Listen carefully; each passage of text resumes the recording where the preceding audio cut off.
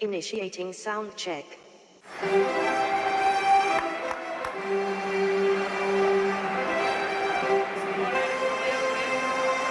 Preparing and initiating pan test. Pan test left. Pan test right. Left. Right.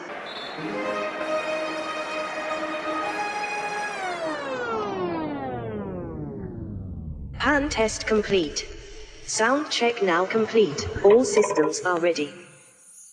I gotta close the window before I record because New York don't know how to be quiet. What up, my fellow Knicks fans? This is your guy Marcellus Ease, and don't panic quite yet. Now, round of applause for the Knicks' position in that Eastern Conference. As today, I'm gonna look at the lay of the land and just where we fall in that spectrum when comparing ourselves to the top teams within our conference. The Celtics, the Bucks, the Heat, the 76ers. Because the way the landscape is changing so much right now, especially with that new CBA coming around, a couple of these teams have already peaked, which can lead up to a quick ascension by the Knicks. But also, with the way the league is structured going forward, it could lead to a narrower gap for the Knicks to actually capitalize off of their come up. And this is something right now that the Celtics will be going through until 2026. Same thing for the Milwaukee Bucks. That new CBA kind of narrows the gap of when your team could be expensive and how long your championship window will last. So I'm going to start off with our top rival, the Boston Celtics, which will be the dogs of the Eastern Conference. And they have shown with the trade of Marcus Smart, they are ready to take that next step up and to compete for a championship. As a lot of teams kind of struggle with making trades like that, trading someone that's a beloved guy of the team, because that always tends to be the thing that's stopping that team from reaching to the next level. We see teams like the 76ers struggle with this with Ben Simmons. Had they traded him earlier, they possibly would have been champions by now. And a team that did make a move like this, the Toronto Raptors, when they traded a beloved DeMar DeRozan, they finally got to take that next step up. So that trade definitely has put the Celtics in position, but there's also two sides of this coin, because by 2026, especially with that new CBA, the Celtics will be over the cap. So any new roster moves, any type of new players that they try to acquire, whether through trades or trying to use exemptions, it's not going to work. So that duo of Tatum and Brown, their window is very limited for them to stay together and make that championship run. But some of the exploits the Knicks did look to take advantage of with this team, they were weak at half-court offense. And that's why they went out and got KP. So they actually have someone down low in the front court to actually take the pressure off of Tatum and Brown, perhaps to get an easy bucket. Because sometimes those guys are just chilling around the perimeter trying to make things happen as if they're point guards. That's sort of the same type of mousetrap that Kawhi and PG-13 get into sometimes. So they did address that issue, and they also addressed the issue with them not having enough guards on the perimeter besides Tatum and Brown. So that Jrue Holiday trade definitely helped them out in that aspect, but their bench is still kind of thin with that guard. And also Jrue Holiday could help them with facilitating the offense. Once again, taking the ball out of Tatum's and Brown's hand and actually setting them up so they can get their shots off. But one weakness the Knicks could definitely attack with the Celtics is that it's questionable how many players that they have are going to switch on pick and rolls. KP is not really that type of center. Same thing for Al Horford. So they have two old guys down low, and Mitch could really go to work on those guys, especially getting boards. But the fact that the Knicks will kind of play small with Josh Hart playing power forward at times, running pick and roll with these centers that are not really going to switch. Al Horford, once again, he's 37 years old, along with KP down low. It's not going to be really, on the defensive end, a good duo to have, especially when guys just keep running pick and rolls. And just like the Knicks, a couple of injuries in a couple of key positions for this team could be devastating, as they don't really have the depth to be reaching in the bench and have other guys cover. The Knicks kind of struggle with the same issue. If Randall goes down for a while, who's the next man up? They kind of facing a similar situation. If KP goes down or Al Horford goes down, it's going to be a situation there, because we all know one of these guys is definitely going down. More than likely it's KP, but Al Horford, once again, He's at age 37. So they're going to be playing with two big guys down low from time to time. How is that really going to work out for them? Especially with Brunson just killing off these pick and rolls and the penetration. I mean, this is where that Jrue Holiday trade really came up big for this team, because there were a lot of holes in this team after that Marcus Smart trade. Even though they fixed their half-court offense by getting KP, as far as not asking Tatum and Brown to do too much on the defensive end, that Jrue Holiday situation definitely does help. But once again, the Celtics will be the top dogs of the East. But at the same time, because of the new CBA and the fact that they have a lot of guys on large contracts, it will definitely limit them on their roster moves. So if guys get injured from season to season, they're not going to be able to make moves to pick up key guys that can contribute right away. So even though Tatum and Brown is in the middle of their prime, and with Jaylen Brown just getting that max contract, Jason Tatum is due for one next season, this team is definitely going to be over the tax apron. So the league overall structurally is going to limit this team's window to make the title run with particularly those two players. One of them might have to go. Now, another top dog of the Eastern Conference, the Milwaukee Bucks, are facing very similar situations to the Celtics. They're in prime position to win now, but unfortunately for them, those contracts of Giannis and having Damian Lillard on the books making 35% of the cap each is always going to put this team close to reaching that second apron, which will limit them on what players they could acquire going from season to season in order to keep this team competitive. Now, the Bucks are an older team. They've renewed a lot of contracts for guys that are older, like Middleton and Brooks. And they also re-signed a couple of key guys recently before they even got Dame. And Middleton, Brooks, Pat Covington. They even gave Bobby P a contract. Shout out to Bobby P, man. He deserved that. But when you look at all these contracts combined with the money Dame is getting and the money Giannis is getting, it's always going to put this team close to that tax line. And I'm wondering with those new owners, are they going to want to stay like that, especially from year to year? The first round picks automatically go at the end of the draft. And even to dump guys like Damian Lillard as they age, because Dame right now is 33. So if he doesn't age well, in order for them to dump him, they can only trade for an exact same contract. Not down to the T, it could be a few percentages off, but they would have to trade for another player that's making anywhere from $48 to $60 million a year. So the Bucks, of course, they're signing a lot of guys for the minimum. Jay Crowder, Malik Beasley. They're always going to be looking to do that from season to season. They still don't have enough backup guards, and the perimeter defense becomes completely weak. This is going to be interesting to see, because I believe this Dame trade has actually put more workload on Giannis. Dame is not a guy that plays good defense or works hard fighting through screens. That's not his character. And he's not a guy that's going to get you a ton of rebounds, which this team in particular, just like the Knicks, they love offensive rebounding. They had Jrue getting rebounds, Bobby P, Brook Lopez. Of course, you got Giannis, a.k.a. Baby Shaq. This team was a rebounding machine, but they kind of gave that up now for speed and pace and a guy who can create on his own in Dame. So overall, this team will be dipping into that luxury tax from season to season. And also, they're dealing with older players like Brook Lopez, Chris Middleton, that are pretty much locked into their deals. And they have two star players that are making 35% of the cap, which is once again very hard to construct a roster around one superstar player that was making 35% of the cap. As you've seen, the Trailblazers cannot quite do it with Dame out in Portland, even though from season to season with him making so much money, this team was one of the most expensive teams in the league, and they were basically fighting to get into the play-in from season to season. So that's just with one guy making 35% of the cap. Can you imagine how hard it is to put players around these guys with two players making that type of money? So with Jrue Holiday off this team, it actually leaves an open lane for Jalen Brunson to cook. And when facing the Bucks, if we're shooting really well, the Knicks could really be cooking on this team, because that perimeter defense is going to be really weak. And I wonder if all that weak perimeter defense is going to have Giannis playing up a little bit more. But the Bucks just having so many key guys up there at an older age. Dame 33, Chris Middleton 32, Brook Lopez 35, Pat Covington is in his 30s, Robin Lopez. I mean, this is an older team overall. A couple of key injuries and this team could be in flux.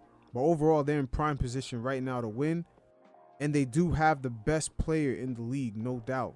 Giannis last season actually had his best season ever, which is crazy. But the Bucks overall is not a team that the Knicks could play small ball against. I know they talked about Josh Hart playing power forward, but it'll be very interesting to see how Tibbs runs his lineups against this team. But I do expect Jalen Brunson to have an easier matchup now that Jrue Holiday is off this team. Dame is definitely food off the pick and roll. He is definitely food. That doesn't really get talked about enough. Now next up are the Philadelphia 76ers. And I almost had this team in my honorable mentions next to the Cavs and Atlanta Hawks. But this team is not serious at all. It's really hard to judge the 76ers. And this conundrum with James Harden and the 76ers almost reminds me of Will Smith and Jada Pinkett. It's like no matter which way they go, they both lose. It ends in a divorce, there's financial losses. If they stay together, it's just a loss overall. The situation still remains bad. It's not going to be productive for both parties. The 76ers in a way want to stay title contenders, so whoever they trade James Harden for has to keep them within that realm, which is not going to happen because James Harden is so devalued in the marketplace right now. He's not worth a bunch of first round picks. It's just not happening. And for this season, I actually have the Knicks having a better record than the 76ers because your main key star player not wanting to be part of the team, that does not spell championship.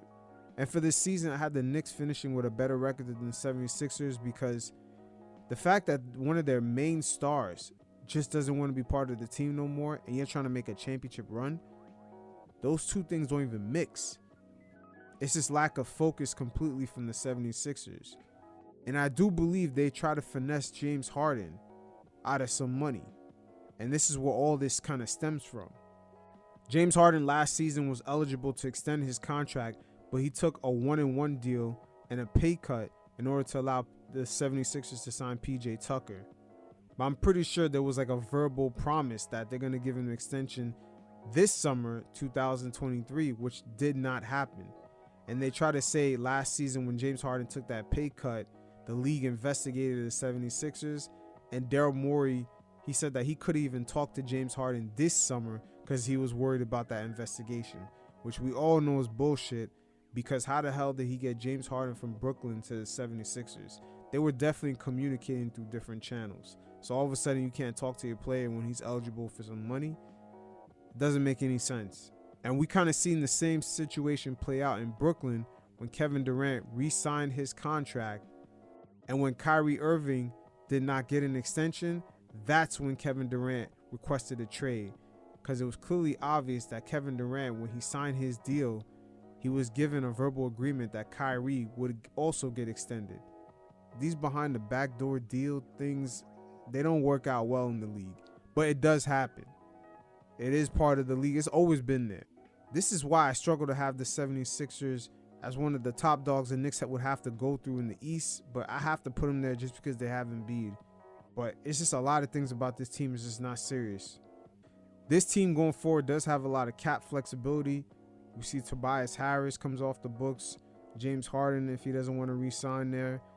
And they're pretty much just locked into an Embiid. I'm pretty sure Tyrese Maxey, they're going to extend him. That situation is kind of playing out similar to Quickly because the only reason the 76ers are not giving Maxey an extension right now is just in case they can include him as a trade piece with Harden in order to get someone. Because if they sign him to an extension, it'll be harder to trade him. And that's the same situation that's playing out with the Knicks. They could extend quickly. They have more than enough cap space to do so.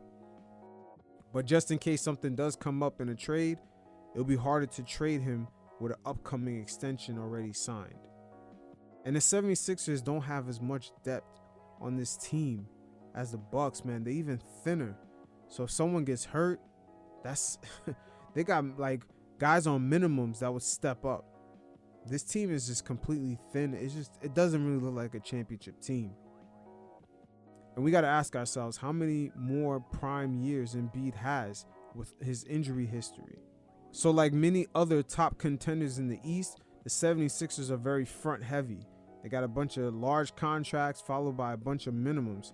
Guys that they got this offseason like Mo Bamba, Paul Reed, and they got Danny Green. Patrick Beverley is the only good addition I see that they added, but once you start adding guys like Danny Green, you already know you're desperate. And just an injury to Tobias Harris could possibly having them start Danny Green. I don't know. This team just... I have the Knicks this season finishing with more wins than the 76ers. Especially if they kind of rest or load manage Embiid. But going into the 2024 offseason, the 76ers will have a lot of cap space to re-sign players. But everything about this team is just a mess. It's just a complete shit show. Last but not least, the team that's proven that the Eastern Conference has particularly been wide open, even though Embiid, Giannis, and Tatum sit at the very top of it, is the Miami Heat. And this team, unfortunately, their stock is trending down, especially with the loss of Gabe Vincent and Max Strus. But I still have them as one of the top teams in the East due to the culture that they have and the legendary coach Eric Spoelstra. Now, last season in the playoffs against the Knicks, him and Tibbs was in a hell of a battle, I'm not going to lie. But Eric actually put the Knicks in a position where they had to perform in their weakest positions. He crowded up the paint anytime Brunson penetrated, and he forced the Knicks to make other guys take shots. He took away Mitchell Robinson's rebounding by sticking Kevin Love on him. Kevin Love boxed the fuck out of Mitchell Robinson. He took him out of position from getting those offensive boards and those second chance opportunities.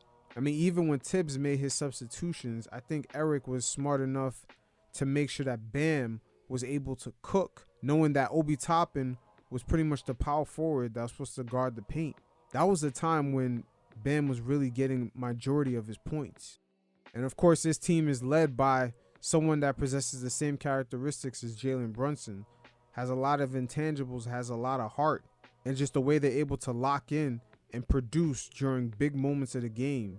You still got to have the Heat up there. But they did suffer major losses to their roster, and they didn't really shake shit up enough to make sure that this team gets back up to the Eastern Conference Finals. But I can't underestimate Pat Riley, because I'm pretty sure, even though he lost Gabe Vincent and Strus, that team particularly has a next man up mentality. And it wouldn't shock me if this team eliminates the 76ers in the playoffs or eliminates even the Celtics. But it also wouldn't shock me if they got eliminated in the play-in. The floor and ceiling with this team is very unpredictable. But with Tibbs running off-ball plays with Josh Hartenstein making Tom Brady passes during the preseason, if the Knicks continue to run plays like that on the offensive end, it could spell trouble for the Heat, because that's pretty much the formula that they used against the Knicks. Even though they had guys who couldn't put the ball on the floor and dribble, they just had guys off-ball movement on 100. And that's how Duncan Robinson got shots, Gabe Vincent, Strus. None of them was creating for themselves. Everything was off-ball movement. So if the Knicks add that to their arsenal, the sky is the ceiling. But even though Jimmy Butler is getting older, he's still in his prime. He's still in his prime years. I expect the Miami Heat to be a contender this season, next season, and the following season afterwards. They pretty much have guys like Tyler Hero locked in. Bam is locked in. Bam is one of the top 7 players in the league. I would say top 5 defenders easily. I mean, last season was very underestimated that Randall was on a one leg and going up against one of the best defenders in the league. That's something that tends to get overlooked. Even if Randall wasn't injured, he had a tough matchup in that series regardless. But the Heat have plenty of cap space to add someone else. They're pretty much waiting for a perfect opportunity and for a player to actually fit into their system. We've seen them reject Bradley Beal. They said that they didn't really see the value in him. They wanted Dame. They struck out there. They have enough cap room to get another guy. So if that team definitely does get another guy, they're dangerous. But once again, I still have them as their ceiling is they can get to NBA Finals, Eastern Conference Finals. But if they get eliminated in the play-in or they don't even make the playoffs, I wouldn't be shocked. Because last season, there was only about 3 minutes away from getting eliminated in the play-in. And then they went to the finals. But the Heat primarily proves the Eastern Conference is wide open. It's completely wide open. Now, I don't want to underestimate some other teams that I didn't include in this list, so I just mentioned a few honorable mentions. The Cleveland Cavaliers, they still are weak at that small forward position. Last season in the playoffs, the Knicks kind of killed them. With Isaac Okoro, he couldn't not keep Jalen Brunson in front of him, which caused the Cavs defense to collapse other players, and they pretty much got cooked. And then Mitch also killed them because of that collapse. We seen other players had to recover and kind of double team Brunson. That allowed Mitchell to get a bunch of offensive rebounds. So they really still didn't fix that issue. Even though they got shooters like Max Strus and Yang, they still can't defend laterally like that. So that small forward position is still questionable, and the Cavs were kind of limited in what moves they can make this offseason due to the Donovan Mitchell trade. But with the Cavaliers, I'm still not understanding what the media sees in this team. They still have them ranked higher than the Knicks, even though they still haven't addressed major issues that they have on their roster. Their bench scoring, that small forward position, they need somebody to really defend at that position. And the only thing they pretty much addressed was the shooters. That coin, it really has hamstrung this team on what they could do. They can't even trade a draft pick until 2024 offseason. But they do have Donovan Mitchell, but I still have the Cavs in the same position as last year. Because Donovan Mitchell, another first round exit, you can't be living off the Westbrook name all these years. He eliminated Westbrook from the playoffs years ago, and that was it. What has he done recently? But pretty much the Cavs just add a bunch of three-point shooters. And Max Strus wasn't even shooting all that last year until the playoffs. That's when he started shooting better. But they did add better shooters than what they had, but I'm still not seeing it with the Cavs. My last honorable mention is the Atlanta Hawks, and they've pretty much brought back the same team as last year. They got rid of a few guys like John Collins. That was pretty much a salary dump. They didn't want to be over the tax. And they signed Patty Mills, which that's not a bad signing for them. But the thing about the Hawks, they have way too many guards that just don't play defense. So when the Knicks play against some guys like Quickly, DiVincenzo, Brunson, RJ, they should all be able to cook against these guys because they don't really play defense. They actually don't have any kind of guard that specializes and just locks players down. DeJounte Murray, from time to time, he has a reputation, but it's sporadic. It's not really what people think it is. But when you put those guys next to Trae Young, that makes it even worse. So this team, nearly from night to night, they have to be perfect on offense, especially if they want to be one of the top teams of the Eastern Conference. But the fact that in the past they have proven in big key moments that they could come up big, that's why I have them under honorable mentions. And with that new head coach that they have, Quinn Snyder, because the Atlanta Hawks, best believe, they're starting to take a different direction, especially with this Trae Young almost holding this franchise hostage. They've hired a kind of no-nonsense coach that'll hold them accountable, especially for him fighting through screens and actually playing some fucking defense. But this team is going to stay way below the luxury tax line. They're going to have a room to sign other players, but for now, they're pretty much bringing back the same team, which is a bunch of wings that really can't defend along with Trae Young, and their best defenders are their centers. The center coming off their bench and their starter. Those are pretty much their two best defenders, and those guys can't even be on the court at the same time. So just like the Cavs, I pretty much have them in that honorable mention. So overall, this Eastern Conference is still wide open, but as we see with the Celtics and the Bucks, that even the top dogs of the East are going to have to kowtow to this new CBA, and we're going to see how long guys' championship windows even last. So in the meantime, the Knicks, the only thing they could do right now is continue developing Mitch, Grimes, RJ, and Quickly, and they got to play the patient waiting game for waiting for the perfect opportunity for a player that fits into our culture and could take us to that next level. Again, a player that fits into our culture. Not any superstar can just come to New York anymore. We have a culture that's established. It's a certain kind of player. Now, a while back, I spoke about how Clutch Sports' influence continues to grow in the NBA marketplace. It's going to be very interesting to see how the CAA-affiliated Knicks kind of deal with that relationship. Now, Rich Paul spoke about how he felt about CAA. He kind of gave us some insight about that. But just giving a little backdrop, Leon Rose was LeBron James' agent in 2006.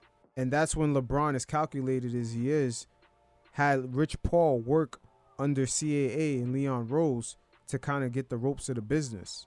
And of course, Rich Paul eventually left CAA and formed Clutch Sports in 2012. But he did something besides taking the obvious client in LeBron James. He took other clients, Eric Bledsoe and Tristan Thompson.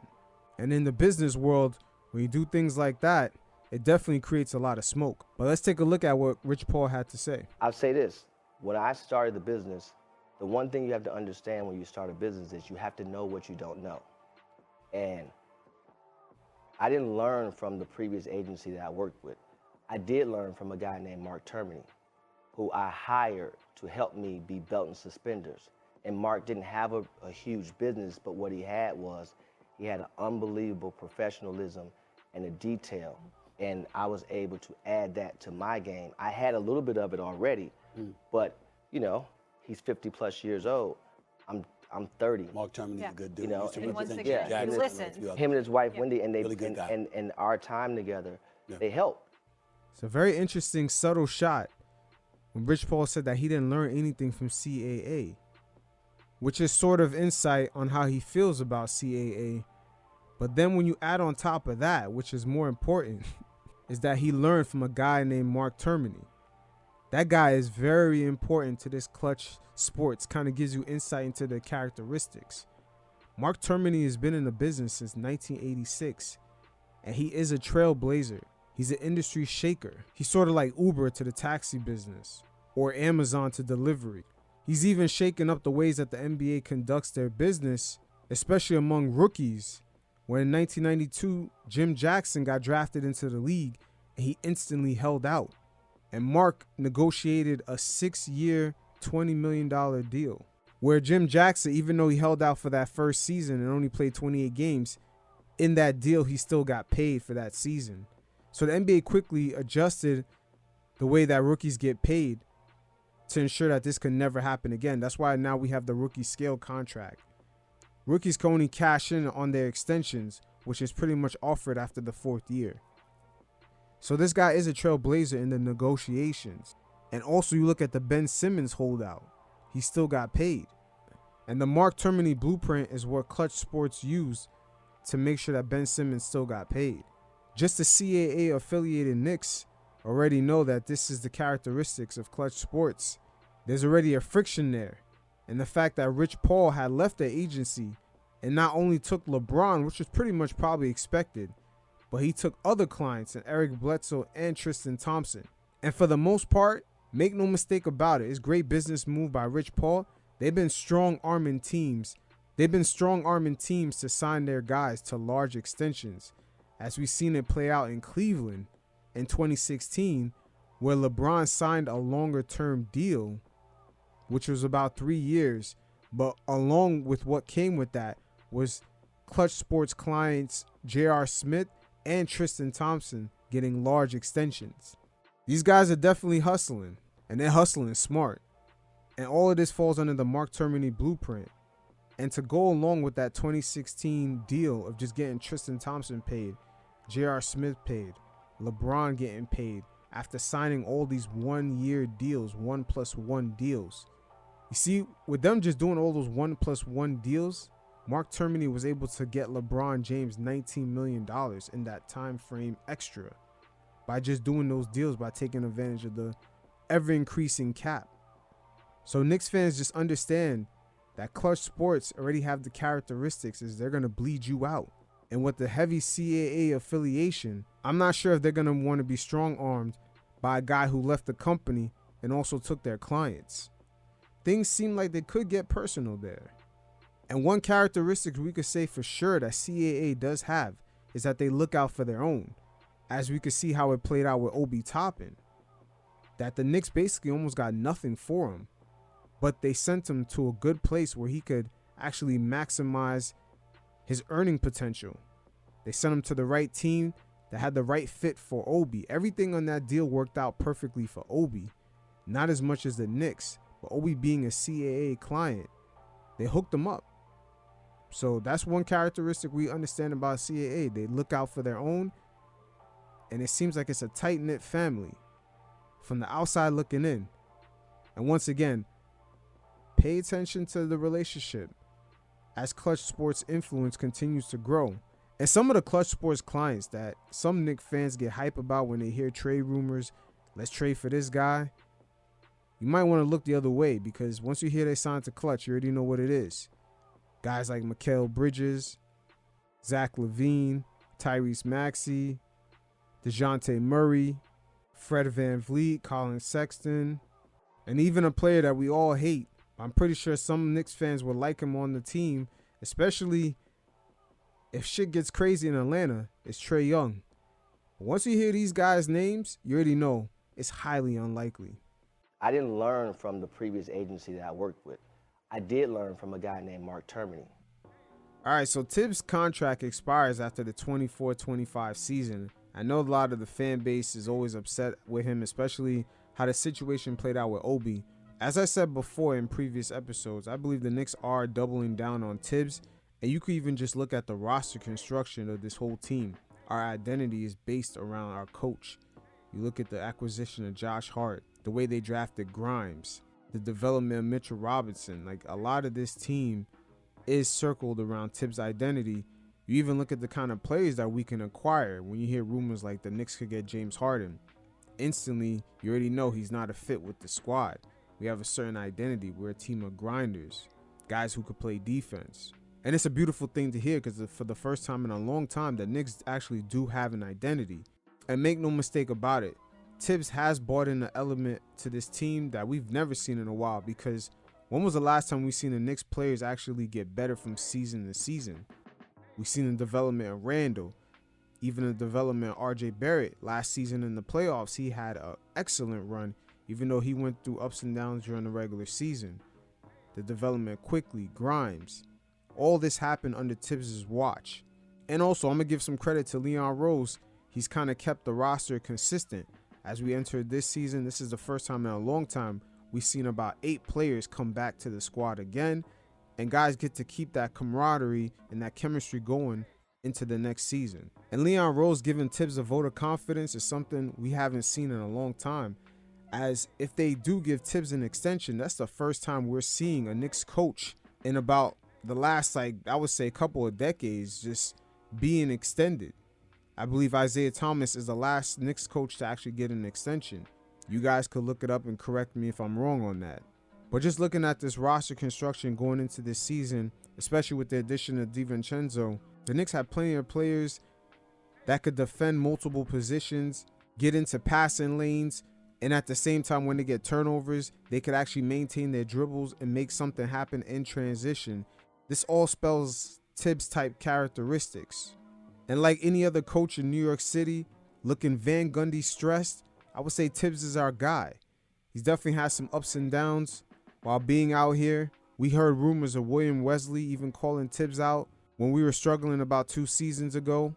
But Tibbs, just like most New Yorkers, he bounced back.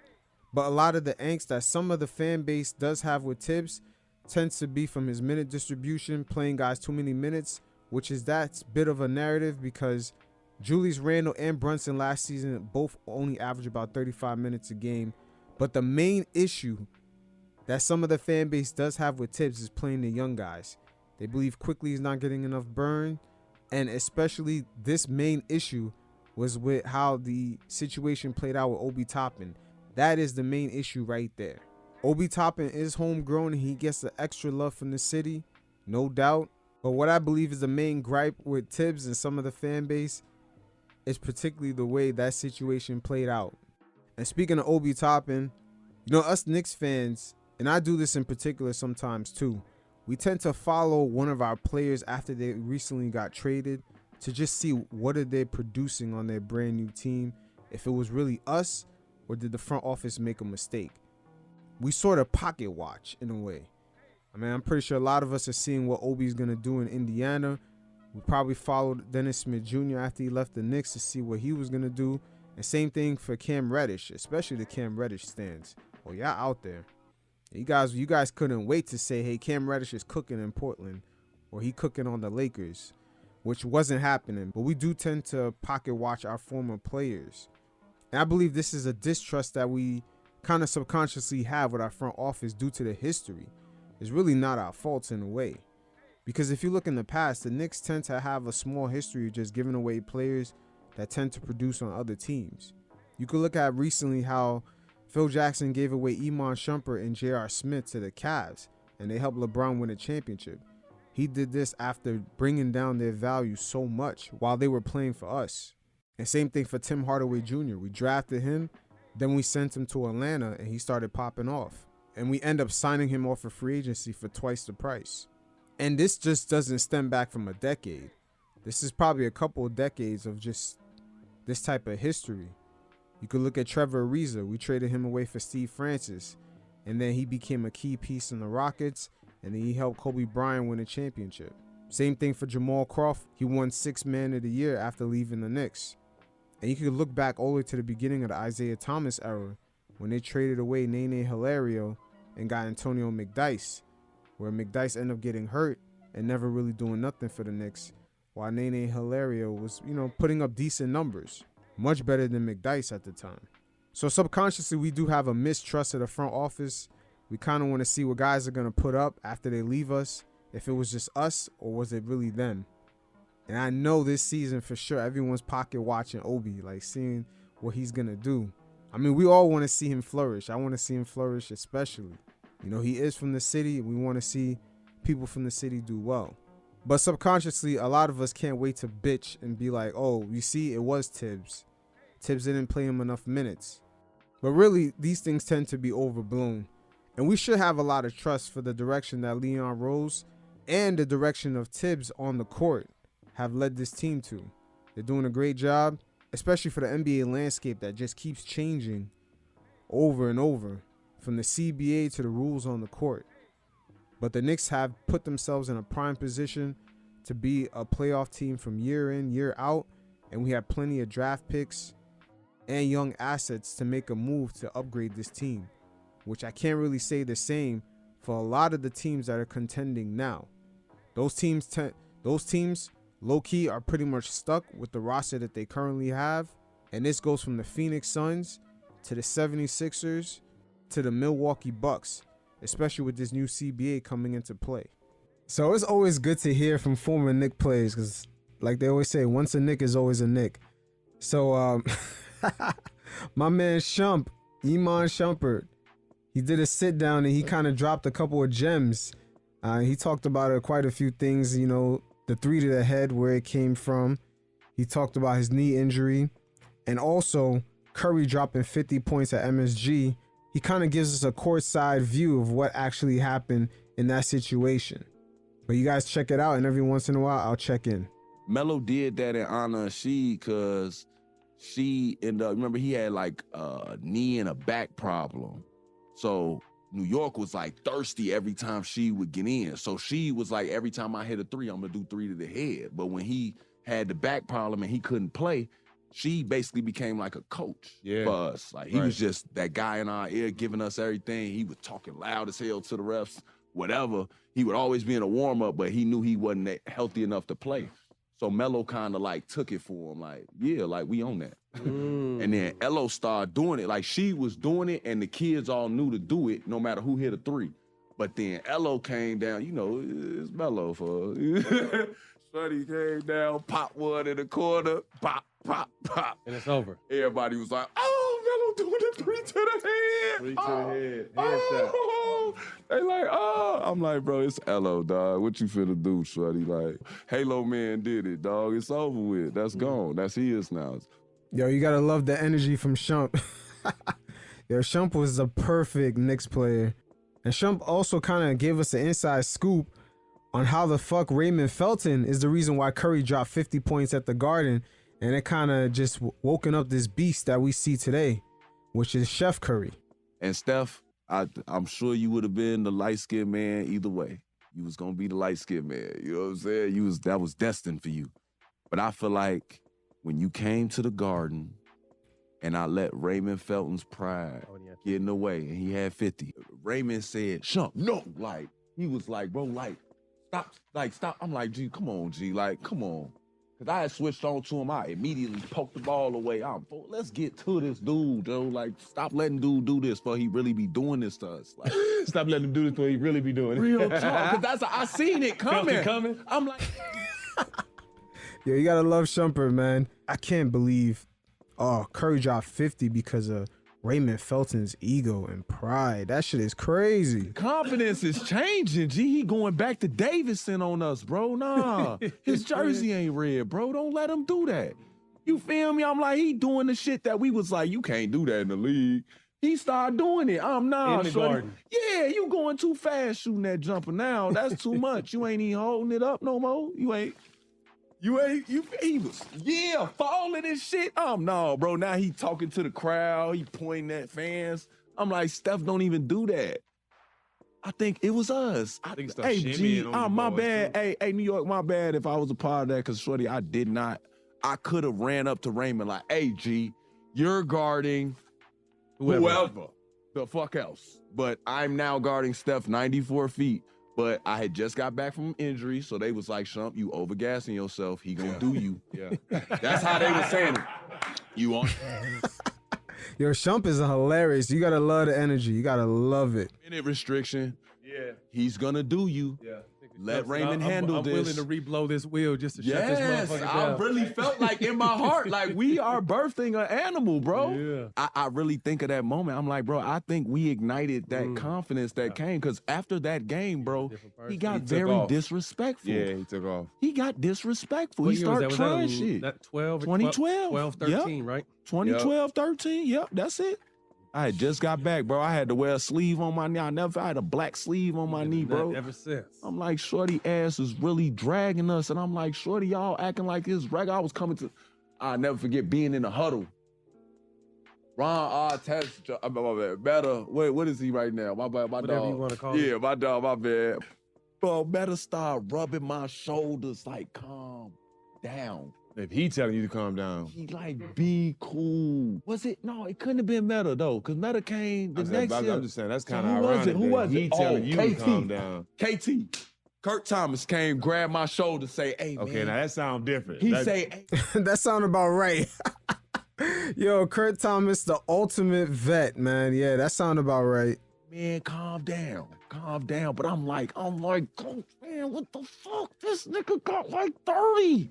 I'm like, bro, he putting bullets in us, bro. Like, what y'all mean? It's not cool. Foul him. Hit him. I'm like, bro, what y'all talking about? He ain't got no bruises on nothing. Hit him. Hit him. Like, what are you talking about, bro? Take a foul. He coming off the screen. Hit him. I'm like, bro, y'all want me to do it? But I'm like, asking coach, they like, man, somebody get wild, man. Woody like, come get wild, man, over here. Calm down, man. That man on the wood. They like talking to me like it's, before we knew it, the man had 50 and the garden was cheering for him. I say they cheering for him. I was sick, bro. Light-skinned man, I just want you to know, bro. Light-skinned you man. ruined my day. Oh, do you know the light-skinned man, the light-skinned man, the light-skinned man? Do you? Yo, Shump is giving it up. Oh, the light-skinned man that lives on Drury Lane. Oh, bro, that light-skinned man that got real vicious after that, dog. It was real, it was run away with it after that. He started shooting it from 40. Farther than that. Start turning around when he shoot. I'm like, you Gilbert Arenas now? Yeah. You Gilbert? Jesus Christ. Agent Zero pieces? Asian zero pieces? Yo, Shump, you gotta love Shump, man. You gotta love Shump. And you know what's so ironic? Because I was driving with my lady, and she played a song by Tiana Taylor, and I'm just not even thinking. I didn't even know that was Tiana Taylor singing. And then some dude just came on the track, dropped a nice, smooth verse. And then I was like, who what song is this? And she was like, oh, Tiana Taylor. I'm like, was that Shump? So then I asked her, and she's like, yeah, it is Shump. And then I'm like, man, Shump out here dropping fab pieces? Like, damn. But it is what it is, man. You gotta love Shumpert's energy. Once a Knick, always a Knick. And so there you go. I can't believe Curry dropped 50 because of Raymond Felton's ego. Oh, man. Next time he's in the garden, he might get hell. All right, before I get out of here, you fellas, definitely check out the description below. Check out the mailbag. Drop a voicemail. any questions, statements, and I'll feature in a segment on the show. And until next time, you fellas, stay safe. Peace.